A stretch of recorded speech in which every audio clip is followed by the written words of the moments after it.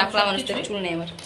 হিল্লু guys, তো সেই দিন আমরা দুজনে চলে গিয়েছিলাম খাতাড়ারি একজন ডায়েটিশিয়ানের কাছে। না, ওয়েট লসের জন্য নয়, ওয়েট গেনের জন্য।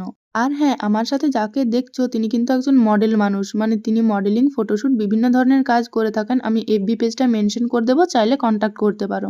আর ডায়েটিশিয়ানের নাম্বার তোমরা যদি কেউ চাও আমাকে কমেন্ট করো, আমি নেক্সট ভিডিওতে শেয়ার করে দেবো। বাড়িতে এসে বৃষ্টি পড়ছিল দেখলাম, তাই একটু ভিডিও করছিলাম, আর ভিডিও করতে গিয়ে আমার অবস্থাটা দেখছো। তারপর নিচে নেমে দেখলাম মা এখানে পটল আলু দিয়ে চিংড়ি মাছ রান্না করবে, ডিম সেদ্ধও করেছে, আবার বড় মাছ ভাজাও রয়েছে। লাঞ্চ করে বসেছিলাম এই মাটির কূপ ভাড্ডাতে কালার করতে, অনেকদিন ধরেই ফাঁকা পড়েছিল, তাই ভাবলাম একটু কালার করে দিই।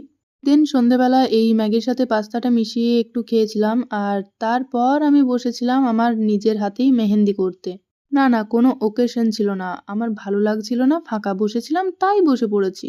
আচ্ছা, মেহেন্দিটা কেমন হয়েছে সেটা তো তোমরা অবশ্যই কমেন্টে জানাবে, আর তার সাথে আমার চ্যানেলটা সাবস্ক্রাইব করে ভিডিওটা লাইক কমেন্ট শেয়ার করে আমার পাশে থাকবে।